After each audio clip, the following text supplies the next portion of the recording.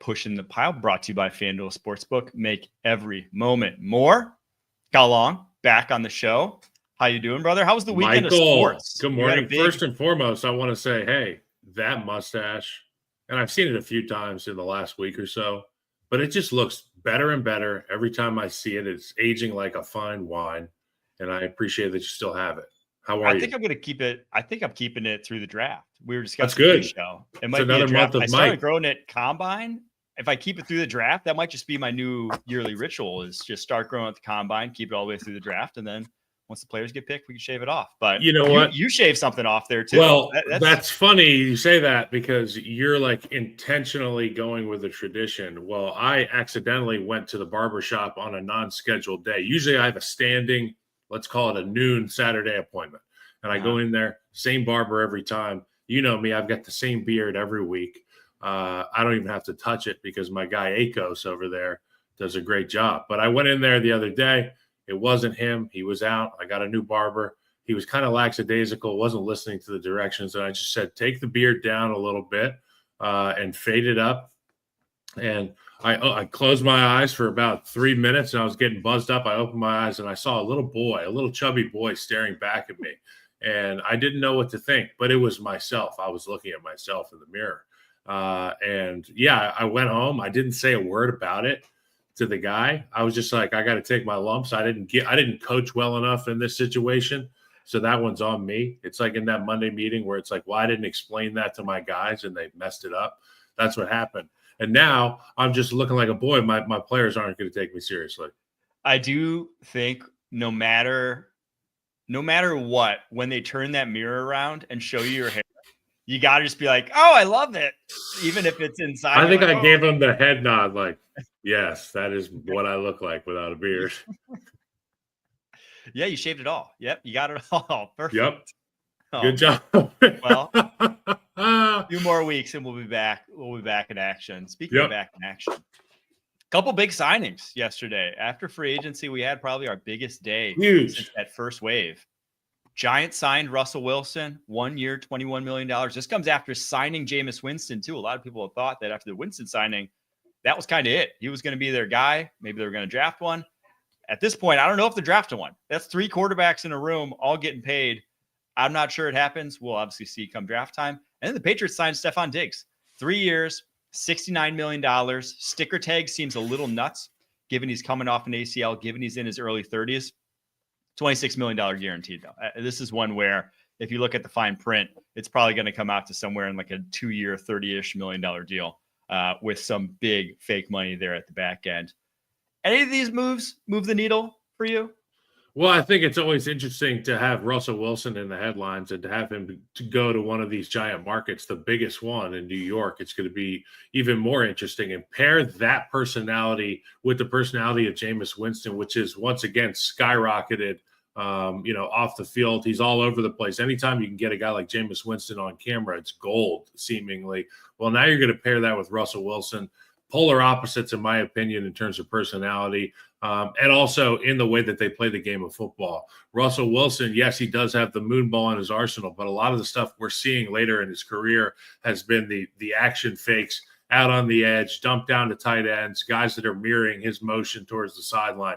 With a guy like Jameis Winston, he's going to stand in that pocket, take big hits, deliver big throws. Sometimes it'll be ugly, but more often than not, you'll be standing and clapping for this guy because he's so much fun to watch, and he takes chances. That's what people want to see. They had a quarterback need. They addressed it, not in the way that most people would have imagined them doing so, but this is the Giants we're talking about here, so we got 2 quarterbacks.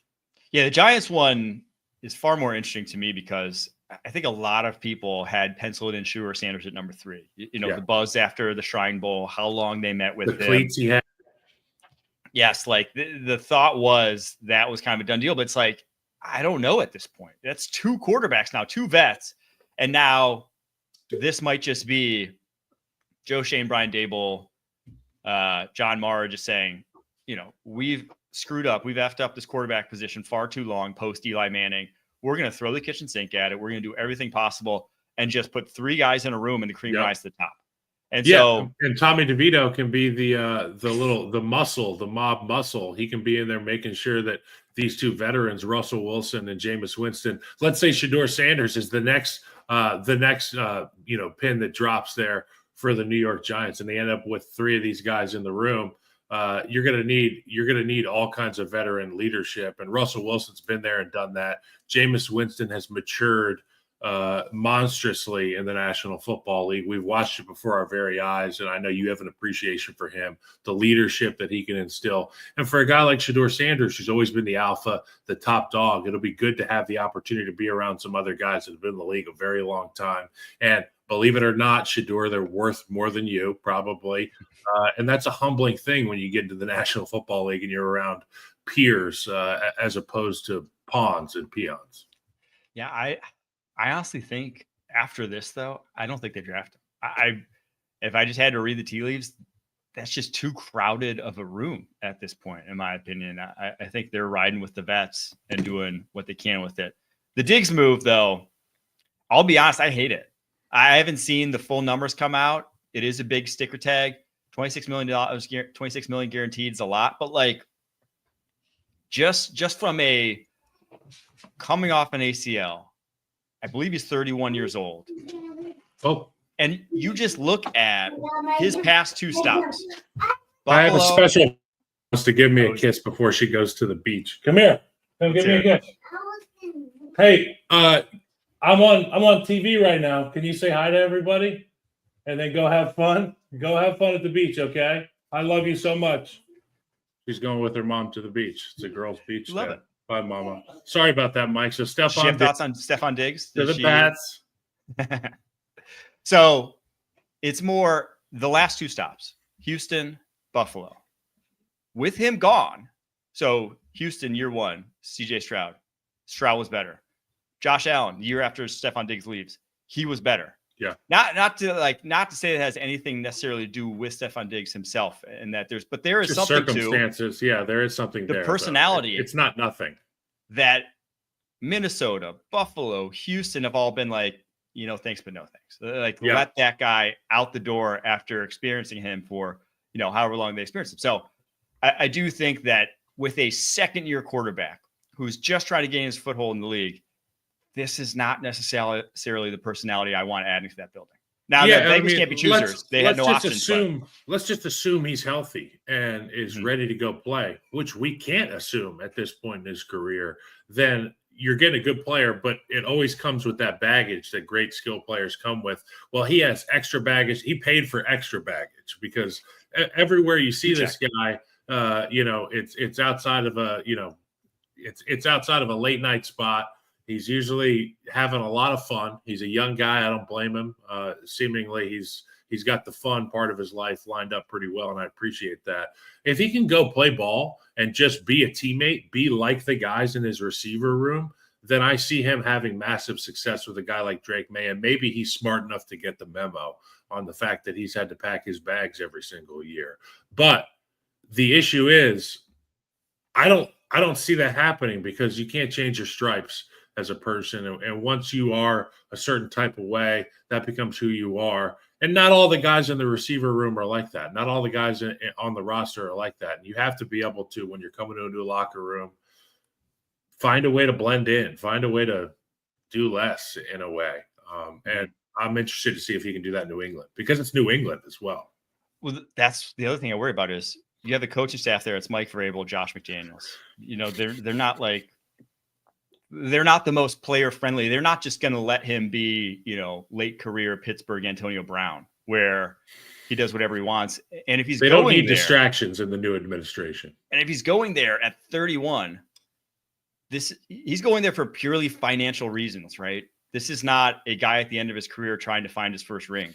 You're not going to New England if that's the case. They're too far away, right? They're too on the come up. That's why they have the number 4 overall pick. They're not all of a sudden just going to be in the Super Bowl overnight. Now, maybe Drake Maye is going to get him to the playoffs, but this isn't like what, this isn't a vet just going to a spot to win. So for all those reasons, I just think it's too risky a move to pair with my young quarterback. So from the Pats perspective, man, I don't love it. Hopefully I'll be proven wrong, but I just don't love it. All right, we're going to take a quick break. After that, as we did on yesterday's show, we did the AFC biggest needs now heading into the draft and a guy to fill them. We're flipping over, going to the NFC, biggest needs and a player to fill them coming up breakfast. Guys, can you feel it? Legends were born here. History was made here. These are hallowed grounds. Hallowed grounds? The NCIS squad room? Well, I wasn't talking about that, but I was talking about Augusta National. All right. It's finally time for the Masters. I hear it's a tradition unlike any other.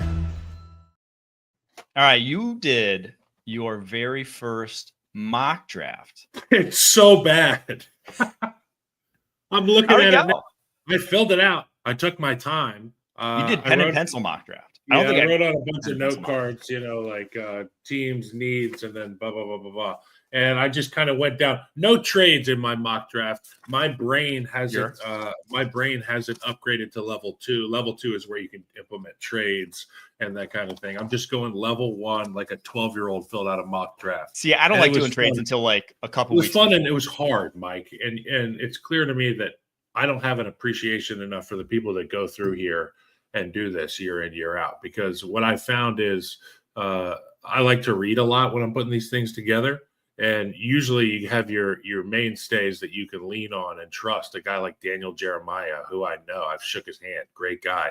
Brilliant guy. He's been doing it a long time. A guy like Mike Renner, I'll read his stuff. And I'll be like, that's a good dude. He's smart. I trust him. And it's like the S&P 500. You're never really going to stray very far from where they go on their mock drafts. And you end up seeing that that's a theme. Everybody's kind of in the same boat. There's a few outliers. But yeah, this mock draft thing is crazy. And if you're good at it, good on you, because that's tough work. I would recommend for future mock drafts, if you're going to try your hand again, just go do a mock draft simulator. It makes it so much easier. So where can I find a mock draft keep your brain in order? The best one, and I'm a little biased, PFF has the best one. Now, it might be behind a paywall. I'm not sure. I obviously have a PFF subscription. But I remember at some point, it was actually literally a month before I left, some might call it a contributing factor of why I left. They put it, we had it free for forever, free to use. It was this massive success for us, brings in so much traffic for us, easily our most viewed webpage. It drove a lot of our draft content and got a lot of people to see our draft stuff. And they put it behind a paywall a month before. And I'm like, we're a month before the draft. I know you're trying to make money off of this, but people can't see my draft stuff. I was the draft guy and I got pissed about this. So what I can see here is you can do the first 3 rounds for free. Okay. You have to subscribe to PFF Plus to get unlimited rounds, trades, grades, and more. Shout out to PFF. This is a very cool tool. Like my brother Chris loves to do NFL grids. I'm sure you've seen these. He'll do 1,000 NFL grids a day, and then they essentially at $9.99, they're like, buddy, pay for this. And he gets pissed at it. But guys like you want to do these mock drafts a million times. Our producer, Harry, wants to do 1,000 of them. And, I would imagine you got to pay for most of them. But this one's organized. And I'm going to do this. I'm going to do this tonight. First 3 rounds. It'll happen. But we'll get to each NFC team here. Biggest need. And then you'll give who you had and gave them in your first round mock draft. I'll give a good fit for it. I'm going to I tried to focus on later round guys when possible, but when it's so glaring and there's a guy there in the first round, I highlighted them. So let's start with the NFC North, Detroit Lions. Who do you have as your biggest need for the Detroit Lions and the guy to fill it? It's funny because the Detroit Lions, they need some offensive line help. Obviously, some pieces have moved around. Some guys are aging. Penei Sewell's the only one that's really a non-question mark, in my opinion. And they were at the end of the first round in my mock draft. And this was one of those picks that ended up being oh my God, Kelvin Banks isn't off the board yet. Oh my God. Going back through all the picks. And I'm like, okay, yeah, he wasn't picked.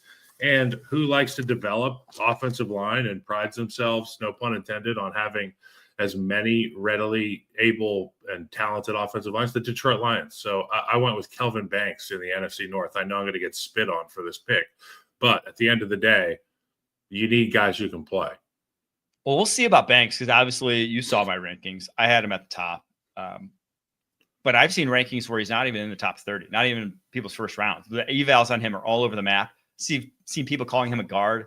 That doesn't make sense to me at all. I think he's a tackle through and through. I mean, Detroit would find out. I don't know why you'd put a guy with 7-foot wingspan who's agile inside, but that sounds like a superpower, a cheat code, so to speak. Yeah, that's what you want at the tackle position. So I like that. I mean, if he's on the board there, shoot, no brainer. This tackle class is difficult to figure out after, Armand Membu, who I think is going to be a top 10 pick, where all the chips are going to fall. I think, though, for them, I assume Tyler Booker is going to be off the board. I assume Banks is going to be off the board. I assume Josh Simmons is going to be off the board. Like, I assume most of the top guys are off the board, just given how many teams need offensive line. And so I'm looking deeper down the board. I have guards the same, right? This is a team with really no needs. And even guards like Graham Glasgow and Christian Mahogany, I think, are fine. It's not glaring. It's just Glasgow's kind of at the end of his rope. Mahogany's still unproven, but I liked what I saw from him last year. He's a good op. He's really good. Yes. He's going to be really good, I think. So I have Jonah Sava-Inaya as the fit for them. Pick 60, the Arizona tackle who, I mean, size-wise, I don't think he necessarily has to move into guard. I just think he's a much, much better guard than he would be an offensive tackle. The guy just looks like how you'd put a guard together. And I just love his feet mirroring ability. I think in pass pro, he's a ready-made guard. Yeah, it's what stood out to me was his feet. I was texting you, this guy's just buttery smooth with his feet. And yeah, his hands have a lot to be desired. But I remember when I was coming out, I was mirroring everybody with my feet and then hugging them with my upper body. I didn't know what to do with my hands. He'll get a great coach. He'll have the opportunity to develop those hands. He can play inside or outside. Young guy too. True junior coming out. So if the Lions can nab him, get a couple Samoans on that offensive line, no one wants to see multiple Samoans on an offensive line. No. Big, blocky, wide shoulders, wide butts, big calves, big ankles, big wrists, big hands.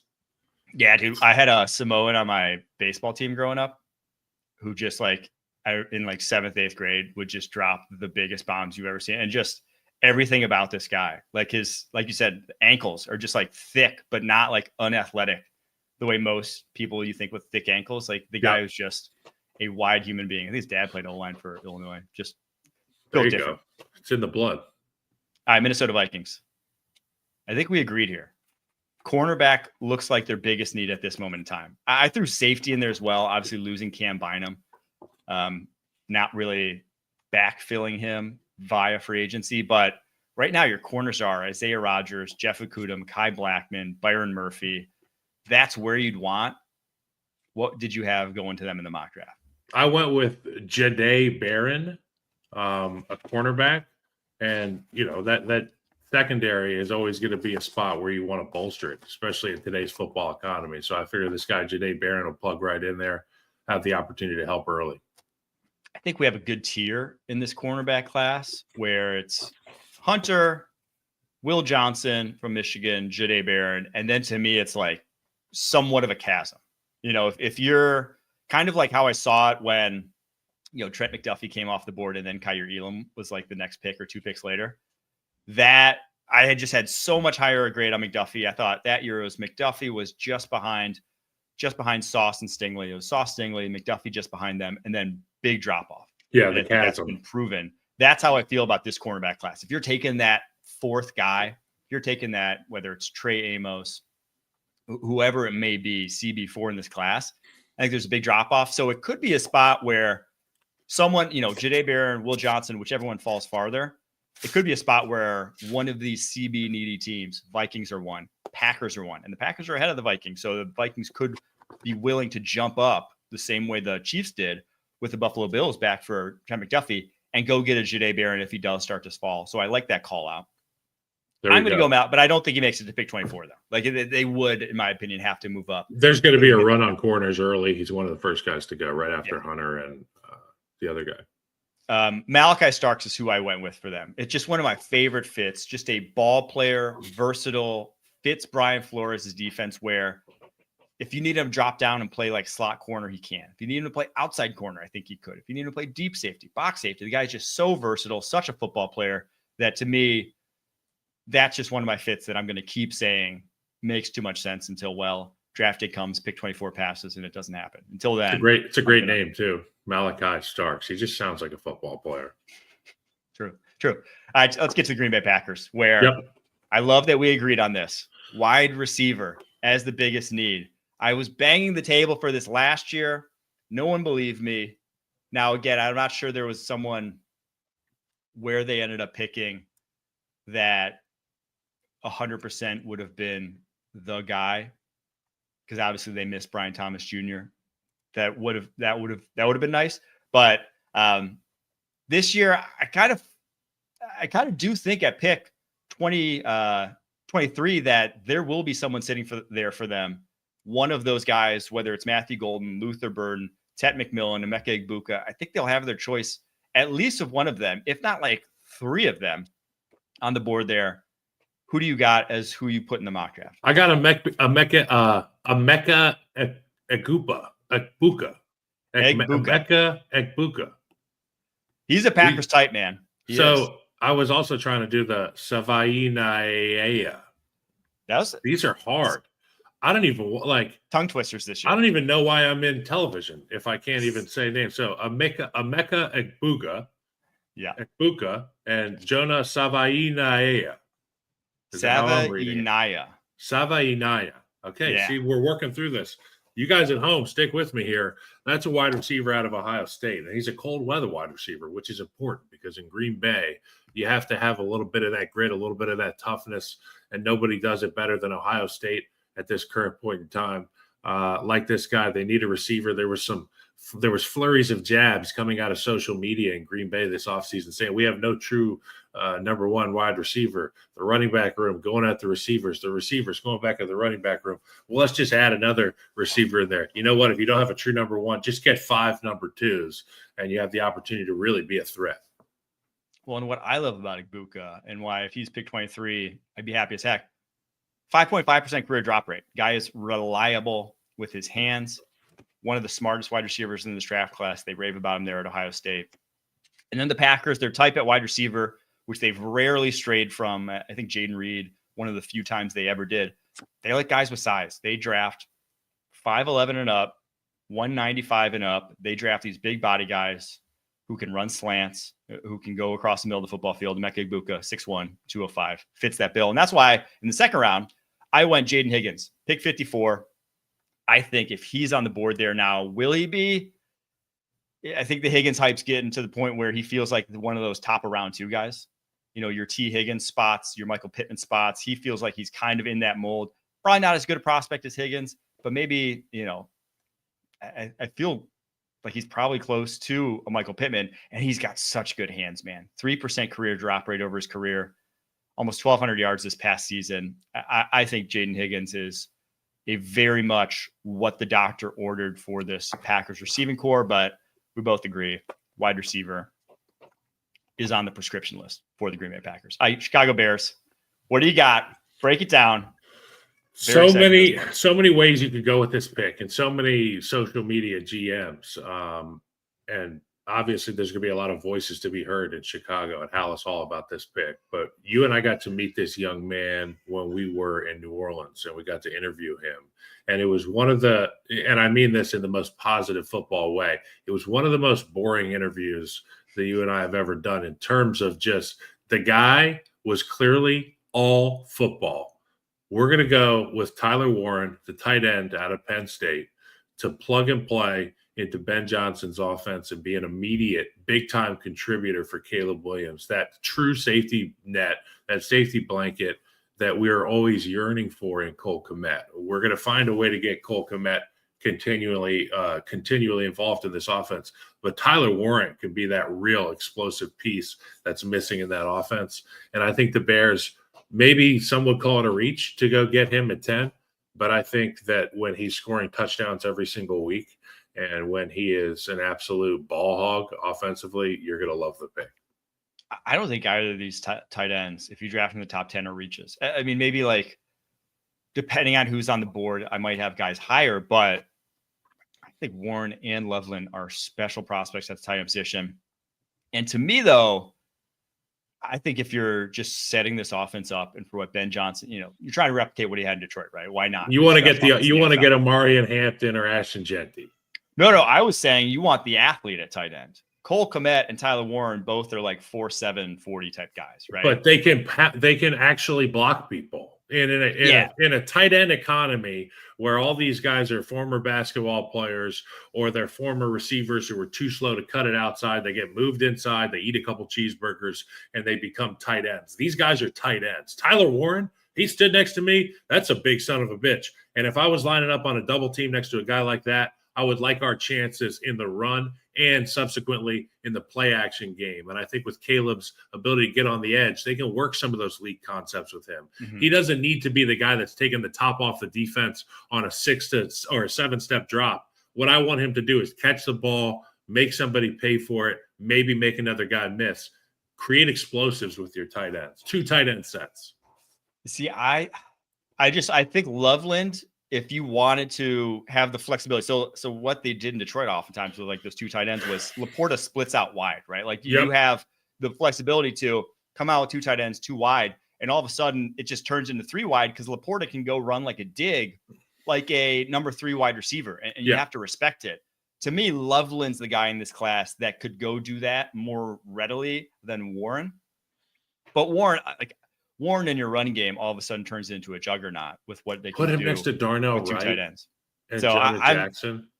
I'm interested in that thought. I know I heard Clay Harbor talking, the Chicago sports analyst, now former NFL tight end, talking about how he Chicago thought legend that Clay Harbor tight end is in play. Chicago bar legend, that's for sure. Maybe not Chicago football legend. My biggest need, though, I went with left tackle.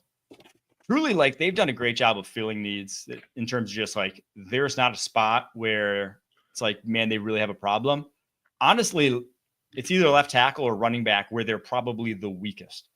But I think left tackle is where if you just got a guy, it's a top 10 pick, right? Your top 10 pick in the tackle class where there's going to be one of those top 3 there.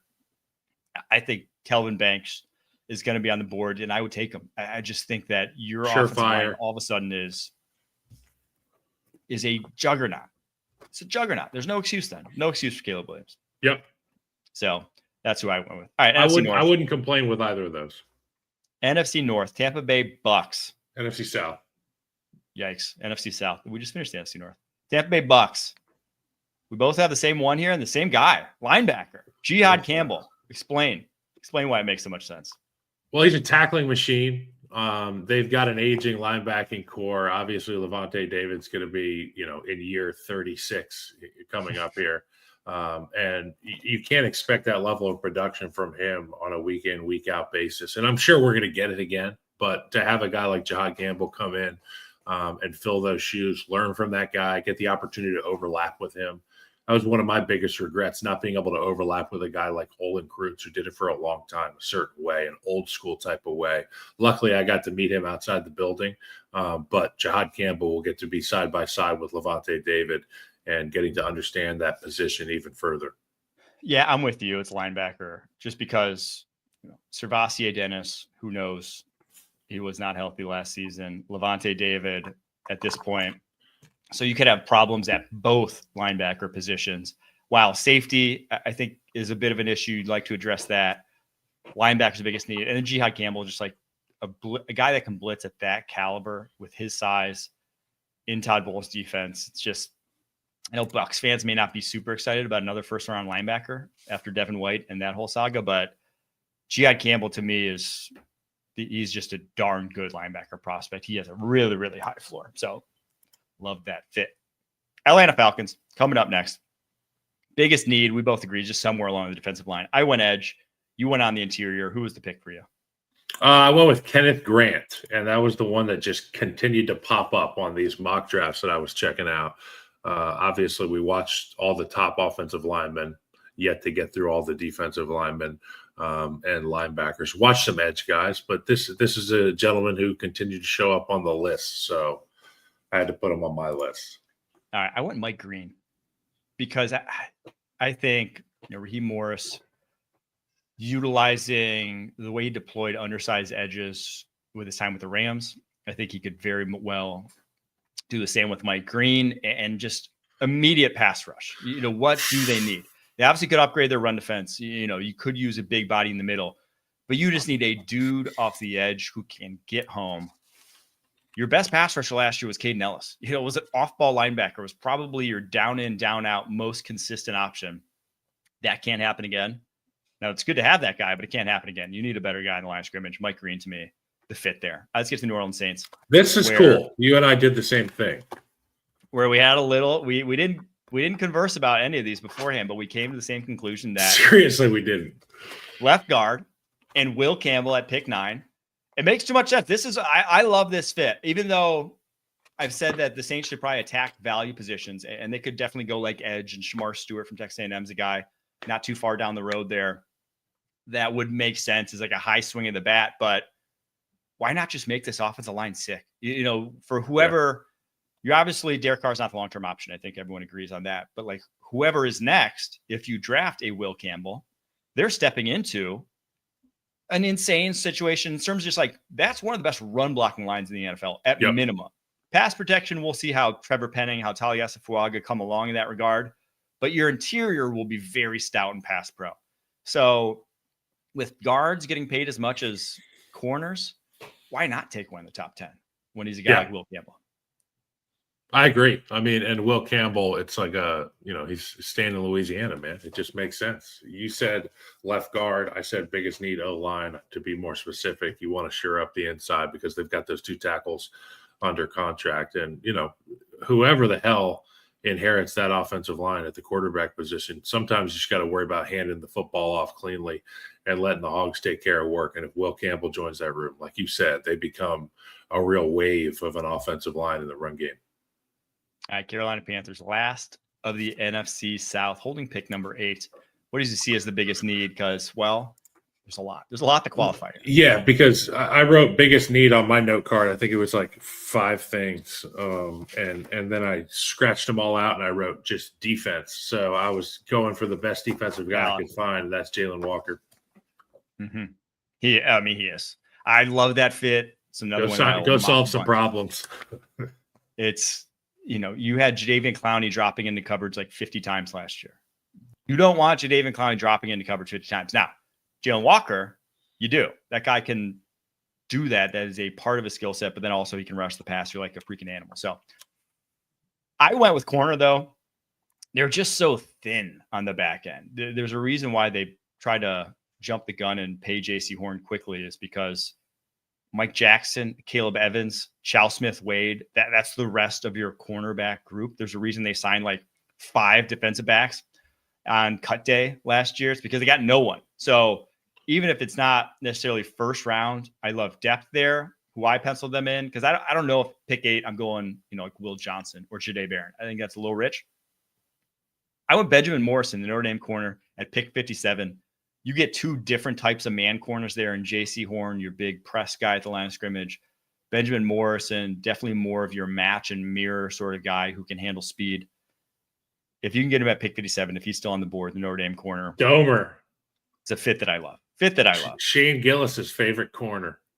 Oh, love Shane. He's got a great aesthetic. He wears the Notre Dame polo. The pants rolled. No, I'm talking about our guy here, Benjamin Morrison. Oh, Morrison. He rolls his pants up so that those beach shorts you wear where the entire half the quad is showing. Yes, he's got that thing going on.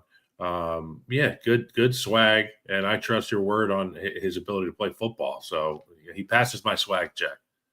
All right, we're gonna take a quick break. After that, NFC East, NFC West, coming up next. One of golf's elite courses, Quail Hollow, hosts the game's top players at the PGA Championship this May on CBS.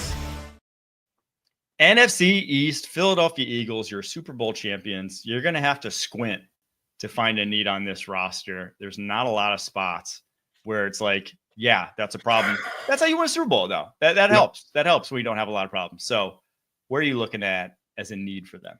I'm looking at the big old asses on the defensive line, and we're missing one, aren't we? There was one that walked out the door, a big old butt. Well, I found one. He's in Texas, and he wore orange for a while. His name's Alfred Collins, defensive lineman, 6'5", 320 pounds. We're going to plug him right in there. for Jeremiah Washburn's unit. They're just going to go get after it. They're going to get after people with Alfred Collins. He's going to be inundated with badassery because that entire group, as you know, they just punish people up front. Yeah. Collins, pick 64. I don't know if he slides that far. And I don't think they're going to draft him at 32. And maybe. It could be. His tape this past year in the run game was elite. They obviously had great success with Moro Ojomo out of Texas, guy who started there a few years back. So I wouldn't be surprised. I went with corner, though, as their biggest need. Obviously, Darius Slay out the building. Keely Ringo, Adoree Jackson, Eli Ricks, your potentials for that other starting job across from Quinyon Mitchell. I don't think they're moving Cooper DeJean out of the slot, given how good he was there, given that the slot's like a full-time and valuable position now in today's NFL. So I went Savone Revel, the cornerback out of ECU, one of the biggest wild cards in this, not even just this cornerback group, but like the entire draft class, because tore his ACL just a few weeks into this past season, but he's 6'2". He's so rangy. I mean, just watching how he moves. He's built like L'Jarius Sneed.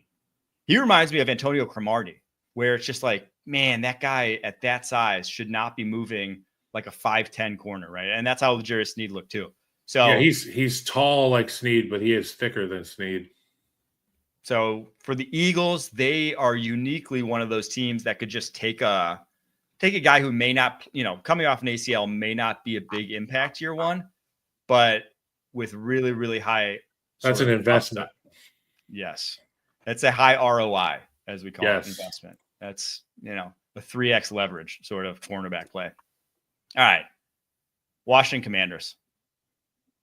They did a good job in free agency of kind of plugging, filling, not a lot to be desired on this roster. Where do you see as their biggest need, though? For the Washington Commanders, I think you just have to find a way to continue to add pieces to help out that young quarterback. And he took you guys damn near to the promised land this past season. They went and they addressed the left tackle with Laramie Tunsil, and that remains to be seen if they've struck gold there. But I think they go with a guy like a Luther Burden III. They need another receiver, somebody to be able to help give another surefire option to Jaden Daniels, and I think they get that young Mizzou receiver, the third of his name. What do you think they do with Brandon Coleman? Because I think their O-line is still, like Allegretti, Wiley. Yep. They're vets. They're not bad, but it's like you're kind of keep up with the Joneses here, and the Joneses are the Philadelphia Eagles, and you're still a good ways behind them in terms of talent up front. Do you think investing? I think the big separator here is the superstar at the quarterback position, and I give credit to Jalen Hurts, and Jalen Hurts is a Super Bowl winner. He damn near was a 2-time Super Bowl winner against Patrick Mahomes. But Jaden Daniels will beat you with, whatever army you show up with. And for Brandon Coleman, it's good to have an opportunity to have a guy with some experience there at the offensive line to be able to swing. I'm not sure his ability to swing, but he can go inside or outside.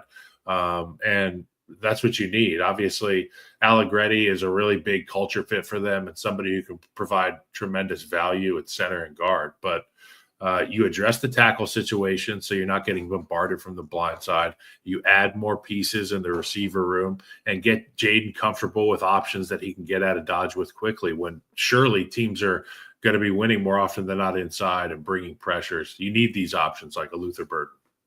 Yeah, I would. Oh, man. I would love to just keep throwing at this receiving core just to make it almost like foolproof where it's like, just no shortage of options. I do think, though, if I'm just like looking and where they're the weakest, I think safety or slot is where you're the weakest. You got Quan Martin. You signed Will Harris to be your safeties. I don't love the group. Noah Igbenogany at slot corner is the reason you got him back for cheap. I think that's an area for upgrade. And where I'm looking is Andrew Mukuba, pick 61, the Texas safety who's played slot over the course of his career back when he was at Clemson. Did a good deal of that. Very agile, great athlete, plays tough. I think he's one of the better safeties in this draft class, but also like fills exactly kind of that niche that I'm talking about that's needed for this Washington Commanders football team. Let's get to the Dallas Cowboys, where another lockstep pick for us. Playmaker, wide receiver, offense, help for Dak, help for CD. Now, I don't think running back is where I'm necessarily going, but if you pick Ashton Genty, I'm not hating it, but we both picked Ted McMillan down here. This is good. Why does it make so much sense to you? It just makes sense because we've seen this dog and pony show they do at the Cowboys Stadium at Jerry's World, and it's just CD and Dak, CD and Dak, CD and Dak. People are begging for a running back. People are begging for another receiver option. This is a guy who has that true number one receiver type ability, and he showed that in college, and now you get the opportunity to put him across from CeeDee Lamb or next to CeeDee Lamb, and it's going to cause fits for defenses, and it makes the strengths of your football team even stronger. I think it's a no-brainer. Yeah, I just think he has such a high floor. And again, I think people are kind of grading him as, why this like poo-pooing him as if he's this high-end number one. And, usually to go top 10, you need high-end-ish number one traits. If he's your number two, if you're pairing him with CeeDee Lamb, he doesn't have to be number one. Yeah, exactly. Like that guy is a high end number two. It's like a T Higgins end number two, where, if he's just getting singled up consistently and doesn't have the safety help rolling his way, he is cashing checks. So Ted McMillan, pick 12, just would be hard pressed if I'm the Cowboys to pass on a guy like that if he's on the board. All right, New York Giants, last of the East. Another team that really filled out a lot of holes in free agency. They were big spenders. Again, we've talked about how the job keeping spending spree was in full effect this offseason, doing anything you can just to make it to the playoffs this year, to 9 wins, 10 wins. So you're not out the door. I think I liked what they've done so far. Now, obviously, this quarterback sort of competition remains to be settled. It screws my whole draft. I don't know what to do with my draft. But now, I think DT, you said playmaker, though. You think still offense, which I don't hate. Again, if you're trying to win now. We're in New York, baby. We're in New Jersey, baby. Immediate impact sort of guy. I want Travis Hunter, okay? Yeah. I want the most exciting guys that the world has to offer on my football team, the most explosive types of playmakers. And you've got 2 quarterbacks now. Go get 2 true number one receivers and a number one DB there, and Travis Hunter, and you can do whatever you want with the play share, the snap share there, defensively and offensively. Put him out there with Malik Neighbors. My goodness, and with Jameis Winston potentially throwing the football to Malik Neighbors, I anticipate some really big numbers.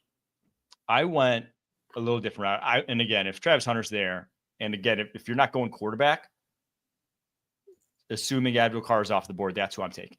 That's who I'm taking from the New York Giants. Abdul Carter's going to be playing with Myles Garrett, buddy. Yes. Okay. Yeah.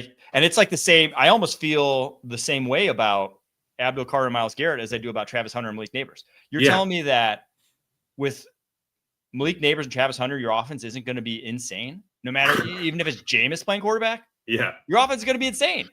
No one's going to want to stop. No one has a chance of stopping that. So that's how I feel about those two. Draft him now. I feel like that at number 3 is a no-brainer. So that's why DT, I don't have him going Mason Graham at pick 3. I think DT is their biggest, on the defensive side of the ball, value add. If you just put anyone who can draw attention away from Dexter Lawrence, who can get one-on-ones, because Dexter Lawrence is such a monster on the interior. Anyone.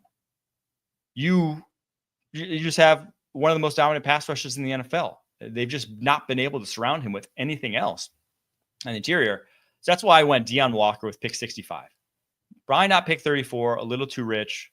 Pick 65, though, the Kentucky defensive tackle. If you haven't seen this guy, some of the freakiest tape you'll ever see at 6'7", 340 pounds. The way he moves at that size is unique. Played with a broken back, apparently, this past year. Have to vet that, whatever, but that's why he's falling pick 65, because you couldn't find a mock draft going into the season based off his sophomore tape that didn't have him in the top 10. Unique athlete. 6'7", 340 pounds. Yeah. And I think he only just turned 21 years old. So that's a guy that's a big boy. If he's there in the 3rd round, I just want him in the building. Just see what he can do.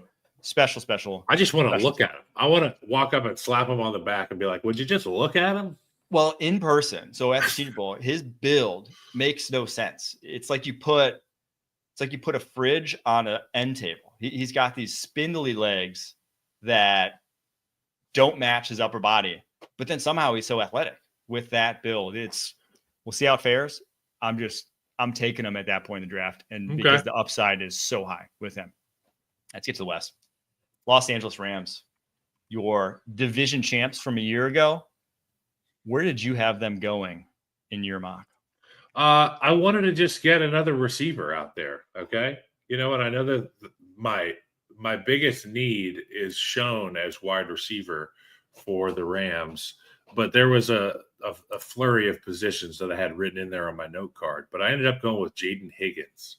And I feel like you need to fill out the volume for Matt Stafford's throwing ability. And in order to do that, you need to plug in pieces that can go out there and be part of that mad scientist Sean McVay's offense. Jaden Higgins will fit in great with the Rams, and he'll be an immediate contributor. Do run a lot of 3 wide, and obviously like Devontae is a very short-term move at this point in time. So I wouldn't hate it whatsoever. And fits their mold, right? They like guys that can block. He can do that. I went with corner, though. Your corners right now, Darius Williams, Kella Witherspoon, Quentin Lake. It's not great. The problem is I don't foresee the Rams with how analytically driven that organization is. I don't think pick 26 is going to be a corner. They are no dummies.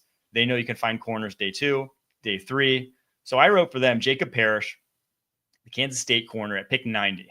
He's a guy that won't be for everyone. He's 5'9". The Rams don't give a darn about traits at corner. They are not the team that has cutoffs for height, has cutoffs for arm length. You see it with them drafting Kobe Turner. Puka Nacua, prime example. Yes, they will go draft football guys who play good football. Yeah. Jacob Parrish, if he did anything at Kansas State, he played good football. He has really good traits, though, for an undersized corner, too. That's why they drafted my brother Chris. He's just a football player. People said, 40 time could have been faster. It wasn't Snead back then. No, I'm just saying they've got a rich history of just drafting great football players. Dating all the way back to 2009. All right. Seattle Seahawks. What's their biggest need? Sun. You ever been to Seattle? Yeah. It's like you go to that coffee store that they're famous for. You better get 2 coffees, okay? Because you're lacking in vitamin D. And you know what's worse than lacking in vitamin D? Showing up to play defensive line and having to line up against a rookie by the name of Tyler Booker, who is wearing neon green and teal, and he's just coming to rip your soul out, play in, play out. That's Tyler Booker. Offensive line, they need as much help as they can get there. They're trying to reinvent the wheel with something that was already working with Sam Darnold in there, Geno Smith out, DK Metcalf out. Well, let's go get some protection for Sam Darnold because he was used to that this past season. Dude, their interior stinks. And I agree. I think that's their biggest need. I went a different route because I know John Schneider, and I know that there's a very slim chance he does address it. He hates guards. But this is not John Schneider's draft. This is our draft. They did go Christian Haynes last year. I like Christian Haynes. I think that at least solidifies one of the guard positions. I think I'd be surprised if they went guard round 1. I went with speed wide receiver. When you have Jackson Smith and Jigba, when you have Cooper Kupp, you're kind of running into this issue of who goes vertical. They signed Marquez Valdez-Scantling. I don't think anyone at this point in time is afraid of Marquez Valdez-Scantling. 31 years old, going to be this fall. The speed is not 4.3 anymore. So I'm going to go get a 4.3 guy. There's a lot in this draft class. This is a draft class for speed wide receivers, whether it's Isaiah Bond, whether it's Ty Felton, whether it's Jalen Lane, whether it's Matthew Golden, whether it's Dante Thornton. There's a ton of dudes running sub 4.4. But the one I put for them is Jalen Noel, Iowa State. To me, he has the best combination of physicality along with speed and ball tracking, good hands. He's obviously on the shorter side, smaller side, but you just need someone who can be that vertical threat. He ran a 4.39 at the combine. So pick 82. If you can get Jalen Noel, run that card in, get some speed, get a nice wide receiver 3, call it a day. Love that. Arizona Cardinals. Another team with just there's a few needs here that need. You've been banging the table for DT for this team for a long time. What did you give them in your mock? Well, I went wide receiver. because you're talking about Matthew Golden just a second ago, and I think he would fit great in this offense because you can never – it's like with Jaden Daniels, the ability to extend plays. You need as many of these receivers that are – whether it's quick game or after the quarterback decides to scamper, you need people that can make plays. And they've got some guys right now. They've got a tight end. They've got a number one wide receiver, Marvin Harrison. Go ahead, throw this guy in there. He can take the top off of defense. He can be not a gadget type guy, but he can be a true tool in your offense to open up the field for your other playmakers. And he can go make plays on the ball. 1,000 yards, almost 20 yards a catch for this guy this past season in Texas. Yeah, I don't know if after wide receiver round 1 last year, I think they go DT round 1. Is if I had to bet one position, just given how weak it is in this in that building, they went out and paid Dalvin Tomlinson a ton of money to try to fill that, and he's more of a plugger. So I gave him Walter Nolan, pick 16, to be more of a penetrator. You need a 3-tech who can get up the football field, impact the passing game. To me, there's no better guy in this draft class after obviously Mason Graham.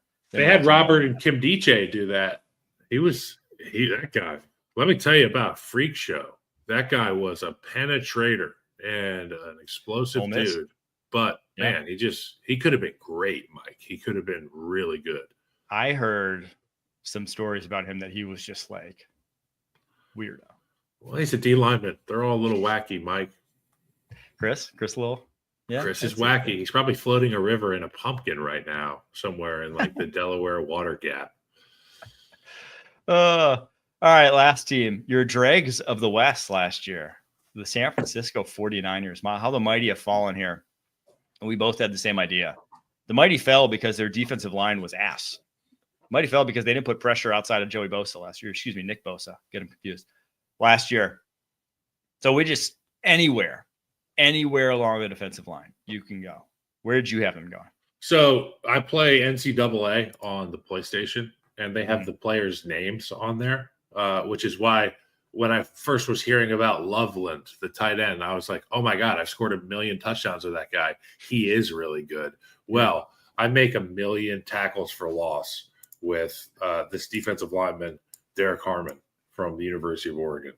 And Pete Briscoe's guy. Pete Briscoe thinks he's a top 10 player in this class. I'm happy because he's a Duck, and I like to celebrate Duck success. Derek Harmon, you are a 49er. Write down the 5 freeway. You can stop at that. I think it's a Medford, Oregon in and out. It might be the only one that's in Oregon. And then you just continue down the 5, pull up to Levi's and get in your locker. Son, we need you. We need you to play some defensive line.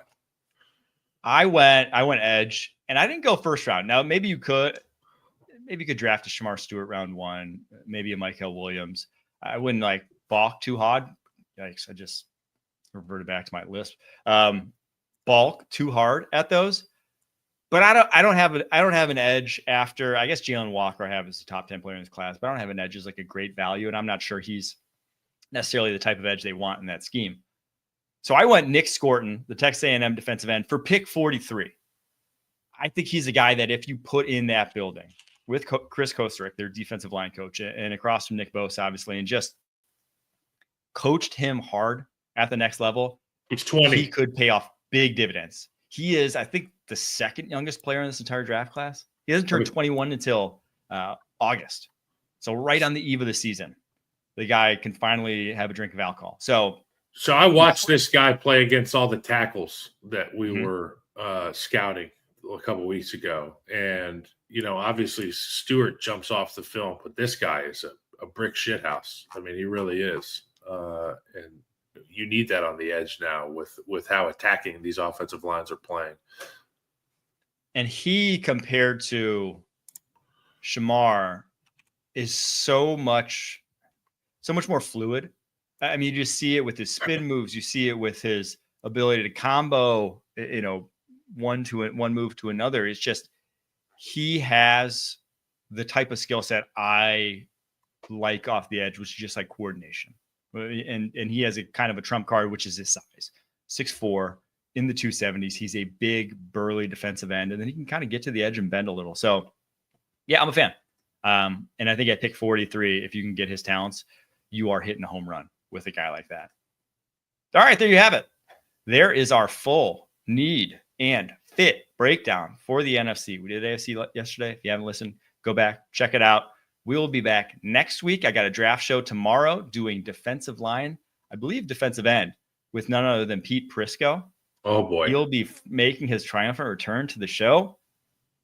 Thanks so much for tuning in. Until next time, keep pushing. Peace.